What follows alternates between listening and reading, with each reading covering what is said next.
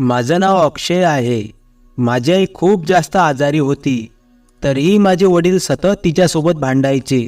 मी विचार करायचो की माझी आई आजारी आहे, तरीसुद्धा माझे वडील माझ्या आईसोबत रोज भांडण का करतात. मी ही गोष्ट एकदा माझ्या आजीला विचारली. तेव्हा ती म्हणाली की तुझा बाप खूप निर्लज्ज माणूस आहे. त्याला त्याच्या बायकोचं काहीच देणं घेणं नाही. त्याला हे सुद्धा कळत नाही की आपली बायको आजारी आहे. त्यामुळेच तर तो तिच्याशी सतत भांडत असतो. मला माझ्या आजीचं हे बोलणं काही समजलं नाही. पण मी माझ्या वडिलांना माझ्या आईशी बोलताना ऐकलं होतं. ते पुन्हा एकदा एकमेकांशी भांडू लागले होते. एके दिवशी आई संध्याकाळी झोपली होती, पण सकाळी ती झोपेतून उठलीच नाही. ती अचानक हे जग सोडून निघून गेली. माझी आई माझ्या वडिलांपेक्षा मोठी होती. माझ्या आईचं वय 43 वर्ष होतं आणि माझ्या वडिलांचं वय 38 वर्ष होतं.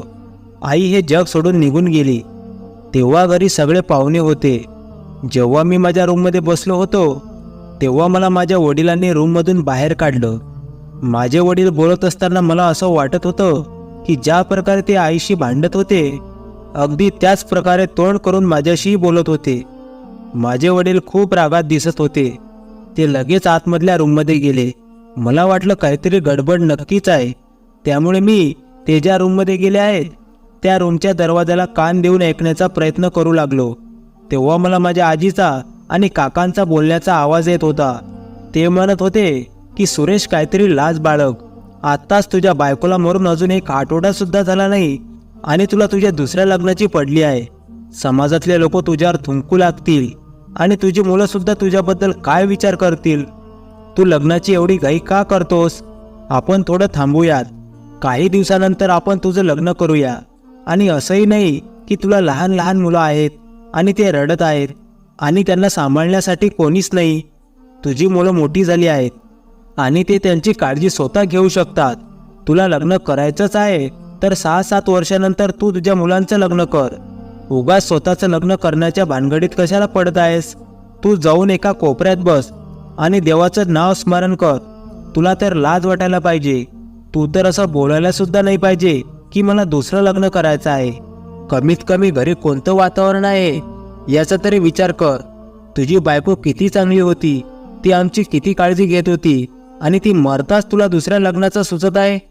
तिच्यात काहीच कमी नव्हती. तूच उठसूट तिच्या मागे लागत होतास आणि तिच्यासोबत भांडत होतास. तिच्या मृत्यूला तूच कारणीभूत आहेस. तिच्या आत्म्याला अजून शांतीसुद्धा मिळाली नसेल. जोपर्यंत ती जिवंत होती तेव्हा सुद्धा तू तिची काहीच काळजी घेतली नाहीस. तेव्हा माझे वडील म्हणाले, काळजी तर तिने माझी घ्यायला पाहिजे होती. ती तरुणपणातच आजारी होऊन बसली आणि अंतरणाला पडून राहिली. मी तर घरातले कामसुद्धा स्वतःच करत राहिलो. मला तर अजून मुलं व्हावी अशी माझी इच्छा होती, पण ती तर एकच मूल जन्माला घालून आजारी झाली. माझं पूर्ण आयुष्य त्या आजारी बाईसोबत निघून गेलं. माझ्या वडिलांना खूप राग आला होता. माझे वडील खूप आरामात म्हणाले, ठीक आहे, तुम्हाला जसं वाटेल मी तसंच करेन. मला असा विचार करायला नाही पाहिजे. मी दुसऱ्या लग्नाचा विचार माझ्या मनातून काढून टाकेन. मी काही पैसे जमा करून तीर्थयात्रा करण्यासाठी निघून जाईल. देवाच्या सेवेत मी स्वतःला अर्पण करेन. तेव्हा सगळेजण म्हणाले की बरं झालं तुला एवढं तरी समजलं, आणि सगळेजण हसत बाहेर निघून गेले. मी एका आठवड्यानंतर जेव्हा घरी आलो तेव्हा पाहिलं की घरी असलेल्या नळापाशी एक मुलगी उभी होती. ती खूप सुंदर होती. ती नळ चालू करून पाणी पित होती. मला बघून ती थोडी घाबरली. मी तिला म्हटलं की तू कोण आहेस आणि आमच्या घरी काय करतायस? तेव्हा ती लाजून पळून गेली. मी हैराण होऊन माझ्या रूममध्ये आलो. मला माझ्या वडिलांना विचारायचं होतं की बाहेर जी मुलगी होती ती कोण होती. मी जेव्हा घरात आलो तेव्हा हॉलमध्ये 2 माणसं बसली होती. त्यांची नजर माझ्यावर जाताच ते म्हणाले, हा तुमचा मुलगा आहे का? हा तर खूपच स्मार्ट आणि हँडसम दिसत आहे. हा तुमचाच मुलगा आहे का? तेव्हा माझे वडील म्हणाले, हो, हा माझाच मुलगा आहे. माझ्या वडिलांनी मला सांगितलं की हे तुझ्यासाठी स्थळ घेऊन आले आहेत आणि ते त्यांच्यासोबत त्यांच्या मुलीला सुद्धा घेऊन आले आहेत. आजकाल जमाना खूप बदलला आहे. तुम्ही दोघेजण एकमेकांना बघून घ्या, त्यानंतर आम्ही तुमचं लग्न लावून देऊ. मला तर धक्काच बसला. मी त्या लोकांसमोर काहीच बोलू शकलो नाही. माझं तर हे लग्नाचं वय सुद्धा नव्हतं. ते लोक घरून जाताच संध्याकाळी मी माझ्या वडिलांना म्हटलं की लग्नाची एवढी घाई तुम्ही का करत आहात? माझं तर लग्नाचं वयसुद्धा नाही. तेव्हा माझे वडील म्हणाले, तुझी आई तर हे जग सोडून निघून गेली. आता आपण दोघेच माणसं राहिलो आहोत आणि आपण दोघेजण स्वतःच्या हाताने पीठ मळून पोळ्या बनवणं, स्वतःचे कपडे स्वतः धुणं हे चांगलं वाटत नाही. या घरात एखादी मुलगी येईल तर ती घरातलं सगळं काम करेल. आपल्या दोघांना चांगले धुतलेले कपडे आणि चांगलं जेवण मिळेल. या घराला एका बाईची गरज आहे. माझं तर लग्नाचं वय निघून गेलं. आता तुझंच लग्न करावं लागेल. मी तसंही खूप कमी वयाचा होतो. मलाही माझ्या वडिलांचं बोलणं पटलं की घरी कोणीतरी बाई माणूस असायला पाहिजे, म्हणजे ती घरातली सगळी कामं आणि स्वयंपाक करेल. कारण मी पण बाहेर थोडं काम करत होतो, त्यामुळे मला घरातील करणं शक्य नव्हतं. माझे वडील इकडे तिकडे थोडेफार काम करायचे आणि त्यामधून जे पैसे त्यांना मिळायचे त्यावरच आमचं घर चालायचं. माझ्या वडिलांनी पूर्ण आयुष्य बिगारी काम करण्यातच घालवलं होतं, पण ते जास्त पैसे कमावू शकले नाहीत. त्यांनी कधीच मोठं घर बांधण्याचा विचार केला नाही. एवढंच नाही तर त्यांनी माझी आई एवढी आजारी होती तरीसुद्धा त्यांनी माझ्या आईवर कधीच चांगल्या दवाखान्यात उपचार केले नाहीत. त्यामुळे ती तिचं पूर्ण आयुष्य अंथरुणावरच पडून होती. पण माझ्या आईचा आजार इतका खतरनाक सुद्धा नव्हता. जर तिला वेळेवर उपचार आणि औषधं मिळाले असते तर ती आज जिवंत असती. माझ्या वडिलांनी मला लग्न करण्यासाठी राजी केलं. ते मला म्हणाले की तुझं लग्न तर मला करायचंच आहे. मी मुलगी बघून ठेवली आहे. मुलगी दिसायला खूपच सुंदर आहे. तिचं नाव कोमल आहे. ती मुलगी दिसायला खूप सुंदर होती, पण ती माझ्यापेक्षा वयाने मोठी होती. मी माझ्या वडिलांचं म्हणणं ऐकलं. असं म्हणतात की जेव्हा लग्न होतं तेव्हा आपोआप एकमेकांबद्दल प्रेम वाढू लागतं. मला तर बघता क्षणी ती मुलगी आवडली होती. मी अजून खूप लहान होतो. माझं वय 16 वर्ष होतं, पण ती मुलगी माझ्यापेक्षा वयाने मोठी होती. तिचं वय कमीत कमी 20 वर्ष होतं. मी माझ्या वडिलांना म्हटलं, बाबा तुम्ही माझं लग्न एवढ्या लवकर का करत आहात? माझं तर अजून लग्नाचं वयसुद्धा नाही. तेव्हा माझे वडील म्हणाले, तू टेन्शन घेऊ नकोस.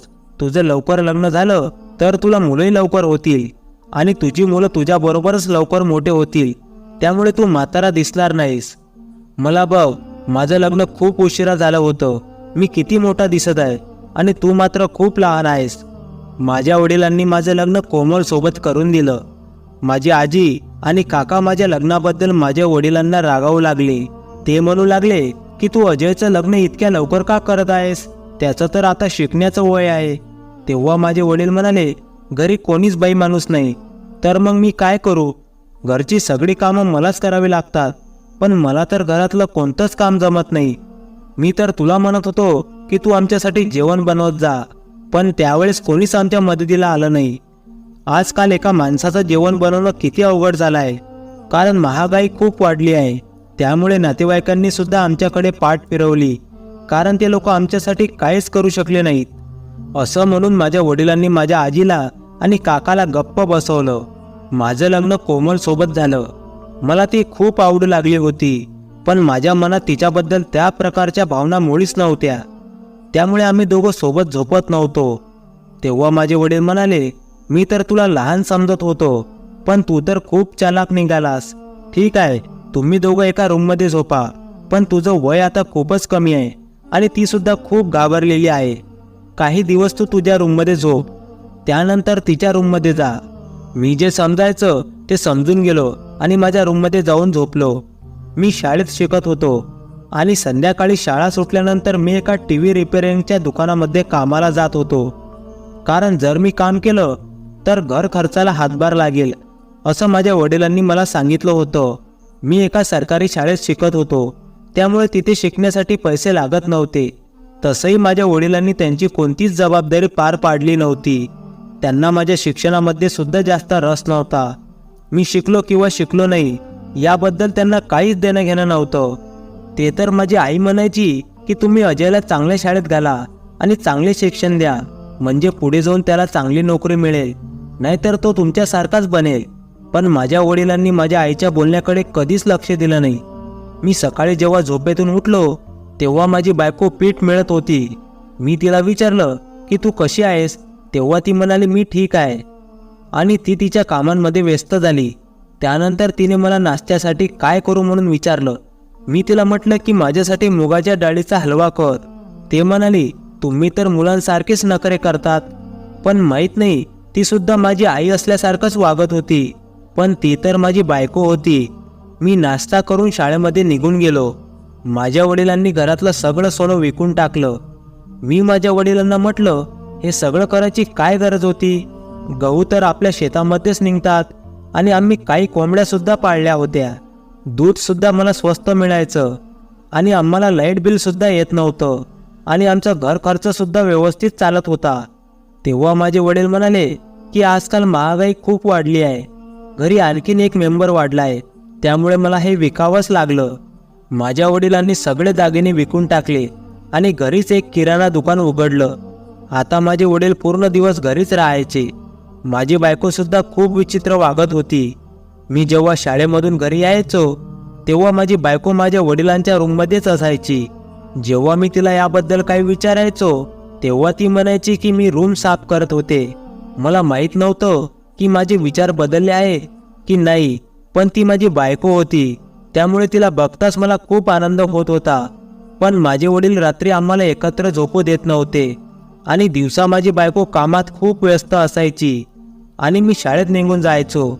जेव्हा मी तिला काही बोलण्याचा प्रयत्न करायचो तेव्हा ती मला एखाद्या लहान मुलासारखं बोलायची आणि माझा लाड करायची. एके दिवशी मी घरी आलो तेव्हा माझी बायको आणि माझे वडील दोघेही घरी नव्हते. मला माहीत नव्हतं की ते कुठे गेले होते, त्यामुळे मी त्यांची वाट बघत बसण्याशिवाय काहीच करू शकत नव्हतो. थोड्या वेळानंतर ते दोघेही घरी आले तेव्हा ते दोघेही खूप खुश आणि आनंदी दिसत होते. मी त्यांना विचारलं, तुम्ही कुठे गेला होतात? तेव्हा माझे वडील म्हणाले, तू तर तिला कुठेच घेऊन जात नाहीस. ती पूर्ण दिवस घरी बसून बोर होते, त्यामुळे मी तिला मार्केटमध्ये घेऊन गेलो होतो. तिला मेकअपचं काही सामान घ्यायचं होतं. माझ्या बायकोच्या हातात काही सामान नव्हतं, पण एक पिशवी होती. जेव्हा ती रूममध्ये गेली तेव्हा मी पण तिच्या मागे मागे जाऊ लागलो. तेव्हा माझे वडील म्हणाले, तू कुठे जात आहेस? मी म्हटलं, मी माझ्या बायकोशी बोलू सुद्धा शकत नाही का? असं म्हणून मी माझ्या बायकोच्या रूममध्ये जाऊ लागलो. जाताना पाहिलं की माझ्या वडिलांचं तोंड असं झालं होतं की जणू मी एखादं युद्ध तर करून आलो आहे. मी माझ्या बायकोच्या हातातून ती पिशवी घेतली. ती पिशवी तिला मला दाखवायची नव्हती. मी त्या पिशवीत पाहिलं तर तिच्या काही वस्तू होत्या, म्हणजे तिने सर्व मेकअपचे सामान आणलं होतं. मी माझ्या बायकोला म्हटलं, हे सर्व सामान तर मला सांगायला पाहिजे होतं, मी आणून दिलं असतं. मी तुझा नवरा आहे, तुला काय हवं नको ते मी बघू शकतो. तुमच्याकडे एवढे पैसे आहेत का? मला वाटलं तुमच्याकडे पैसे नसतील, म्हणून मी तुमच्या वडिलांना आणायला सांगितलं. तर यात काय चुकलं? ते सुद्धा या घरातच राहतात ना, आणि त्यांनी मला आणून दिलं तर काय प्रॉब्लेम आहे? ते तुमचे वडील आहेत, सासरे सुद्धा वडिला समानच असतात. तेव्हा मी म्हटलं, तर मग तू त्यांना अंकल का म्हणतेस? तू त्यांना बाबा का म्हणत नाहीस? त्यांना पण कोणी मुलगी नाही, त्यामुळे तू जर त्यांना बाबा म्हणालीस तर बरं वाटेल. तेव्हा माझी बायको म्हणाली, मी त्यांना बाबा म्हणू का? मी म्हटलं, हो, तू त्यांना बाबाच म्हण. तू त्यांना बाबा म्हणू शकत नाहीस का? माझ्या प्रश्नावर ती म्हणाली, ठीक आहे, मी त्यांना बाबा म्हणते, मला काहीच प्रॉब्लेम नाही. पण तुम्ही जास्त वेळ माझ्या रूममध्ये थांबू नका. त्यांनी तुम्हाला माझ्या रूममध्ये यायला मनाई केली आहे, त्यामुळे जास्त वेळ थांबणं योग्य वाटत नाही. मी म्हटलं, ठीक आहे, माझ्यासाठी जेवण बनव. पण जेव्हा संध्याकाळ झाली तेव्हा मला माझ्या बायकोचा आवाज येऊ लागला. अगोदर मला वाटलं की ती एखादं स्वप्न बघत असेल, पण तो नक्की कोणाचा आवाज होता मला समजत नव्हतं. त्यामुळे मी झोपेतून उठलो. त्यानंतर सुद्धा आवाज येत होता आणि तो आवाज माझ्या बायकोचाच होता. ती कोणासोबत तरी भांडत होती. जशी माझी आई माझ्या वडिलांसोबत भांडण करत होती, अगदी त्याच प्रकारचा आवाज येत होता. मी विचार करू लागलो की या वेळेला ती कोणासोबत भांडण करत असेल. आमच्या घरी तर मी आणि माझ्या वडिलांशिवाय कोणीच नव्हतं. ती माझ्या वडिलांसोबत तर असं बोलू शकत नव्हती. पण जेव्हा मी तिच्या रूममध्ये गेलो तेव्हा मी खूप हैराण झालो, कारण थोड्या वेळानंतर ती किचनमधून बाहेर आली. मी तिला म्हटलं, तू इथे काय करत होतीस आणि कोणासोबत बोलत होतीस? तेव्हा ती म्हणू लागली, कोणीच नव्हतं आणि काहीच झालं नाही. एवढं म्हणून ती तिच्या रूममध्ये निघून गेली आणि रूमचा दरवाजा आतमधून बंद करून घेतला. मी हैराण होऊन उभा राहिलो. ती माझ्या नजरेला नजर भिडवून सुद्धा बोलू शकत नव्हती. हळूहळू दिवस निघून जाऊ लागले. आई गेल्यापासून माझ्या वडिलांना खूप दुःखी राहायला पाहिजे होतं, पण ते तर खूप खुश राहत होते. हळूहळू मी खूप परेशान होऊ लागलो. मला प्रश्न पडू लागला बायको तर माझी आहे आणि मलाच तिच्याजवळ जाण्याची परवानगी नाही, कारण आता माझं वय वाढू लागलं होतं आणि मला आता अशा प्रकारच्या गोष्टी समजू लागल्या होत्या.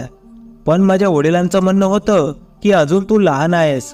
मी माझ्या वडिलांना म्हटलं की जर मी लहान होतो तर मग तुम्ही माझं लग्न का केलात?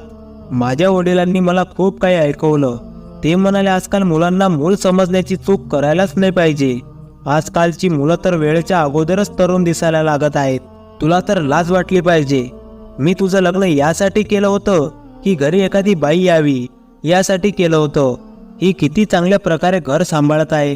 तुला तर घरातलं काहीच काम करता येत नाही. तुला तर भाकरीसुद्धा बनवता येत नाही. भाजी तर लांबची गोष्ट आहे. हॉटेलमधलं जेवण करून फक्त आपलं पोट खराब होणार होतं. तुला तर माझं काहीच खरं वाटत नाही. तू अजून लहान मुलं आहेस आणि तू लहान मुलंच राहा. कोमल माझी बायको होती, पण तिच्यामध्ये बायकोसारखी एकही गोष्ट नव्हती.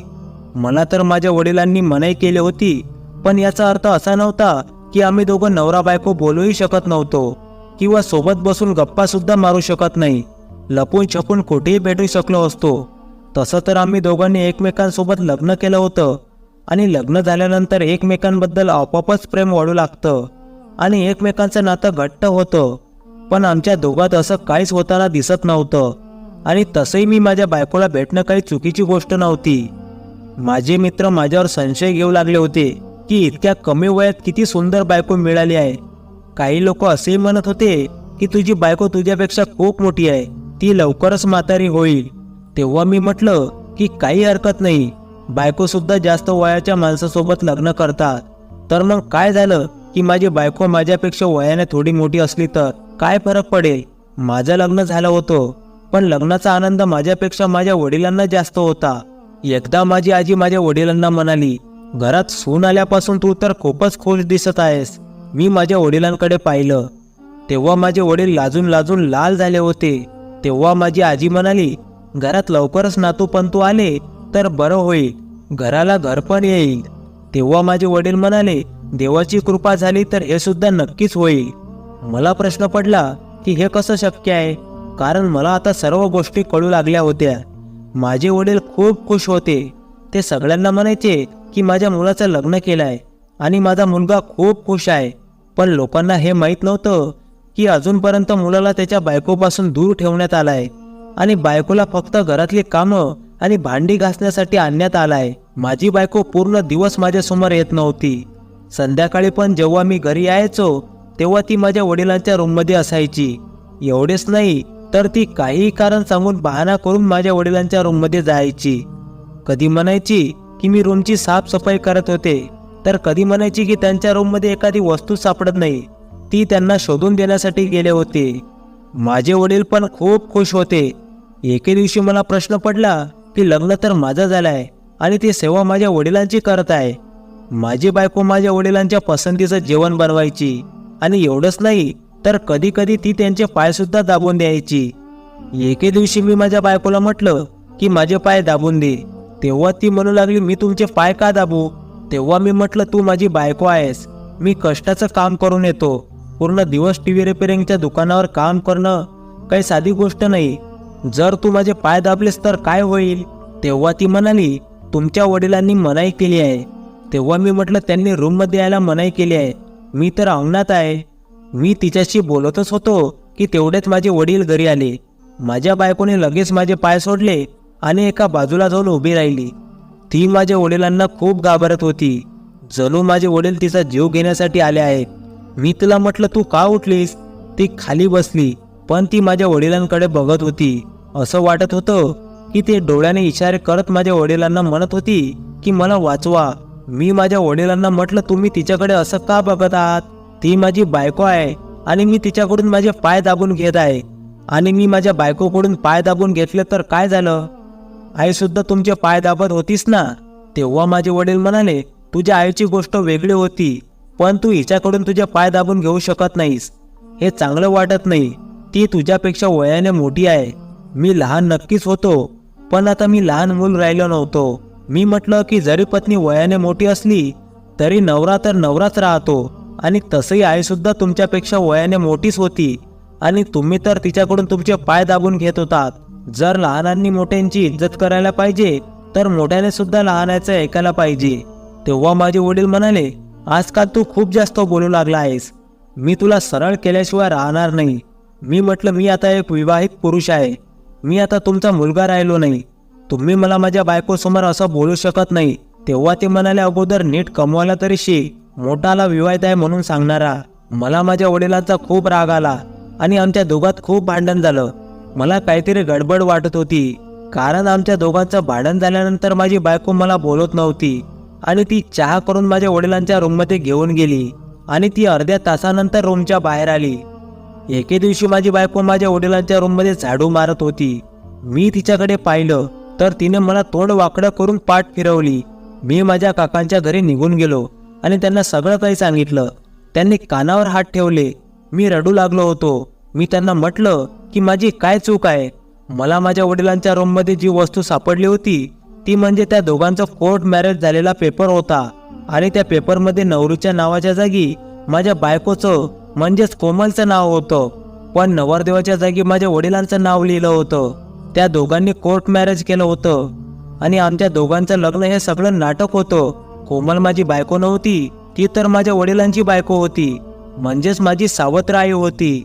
माझ्या वडिलांनी कोमल सोबत लग्न केलं होतं, कारण माझ्या वडिलांना माझी आई मेल्यानंतर त्यांना लगेच दुसऱ्या दिवशीच लग्न करायचं होतं. पण नातेवाईकांनी समजावल्यानंतर ते गप्प बसले होते. पण त्यांनी माझा वापर करून घेतला. लोकांना तर वाटत होतं की कोमल माझी बायको आहे, पण ती तर माझ्या वडिलांची बायको होती. त्यांनी कोमल सोबत कोर्ट मॅरेज केलं होतं. ती त्यांची बायको होती, माझी नव्हती. त्यामुळेच तर मला माझे वडील तिच्या रूममध्ये जाऊ देत नव्हते. माझ्या वडिलांनी 20 वर्षाच्या मुलीसोबत लग्न केलं होतं आणि ती त्यांच्यापेक्षा कमीत कमी 15 ते 16 वर्ष वयाने लहान होती आणि ती मुलगी सुद्धा खूप खुश होती, कारण माझे वडील तिला दुसरीकडून कुठून नाही तर वेश्यावस्तीमधून घेऊन आले होते, कारण ती लग्नाच्या अगोदर अशाच प्रकारचं काम करत होती. माझ्या काकांनी घरी जायला स्पष्ट नकार दिला. मलाही माझ्या घरी जायचं नव्हतं. मी माझ्या काकासोबतच राहू लागलो. तसंही माझ्या वडिलांना माझं काहीच देणं घेणं नव्हतं. मी आलो किंवा गेलो याची त्यांना काहीच पर्वा नव्हती. माझे काका मला म्हणाले, तू काहीच काम करू नकोस, तू तुझ्या अभ्यासावर लक्ष दे. मी माझं ग्रॅज्युएशन पूर्ण केलं आणि त्यानंतर एका प्रायव्हेट कंपनीमध्ये नोकरीला लागलो. मी आता महिन्याला 15 ते 20 हजार रुपये कमावू लागलो. कोमल माझ्या वडिलांना सोडून पळून गेली होती. आता माझे वडील एकटेच राहू लागले होते. तरीही माझ्या वडिलांचं म्हणणं होतं की मी कोणाचीच माफी मागणार नाही. माझ्या वडिलांनी पूर्ण आयुष्यभर माझ्या आईला छळलं होतं. जेव्हा ती आजारी पडली तेव्हा त्यांनी तिच्यावर चांगल्या दवाखान्यात उपचार सुद्धा केले नाहीत. आजारी असून सुद्धा ते तिच्याशी सतत भांडायचे. अचानक माझी आई हे जग सोडून गेली. त्यांना तर फक्त माझा वापर करायचा होता. ते खोटं बोलले होते की मी तुझं लग्न केलं आहे.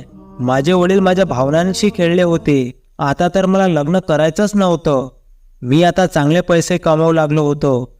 जोपर्यंत आता माझं स्वतःचं घर होत नाही तोपर्यंत मी लग्न करणार नव्हतो. माझे काका पण माझ्यावर खूप खुश होते. आता मी खूप चांगल्या प्रकारे जीवन जगत आहे. मित्रांनो, कथा कशी वाटली कमेंट करून नक्की सांगा आणि चॅनलला प्लीज सबस्क्राईब करा. तुमच्या सहकार्याची खूप गरज आहे. पुन्हा भेटू नवीन कथेसह. धन्यवाद.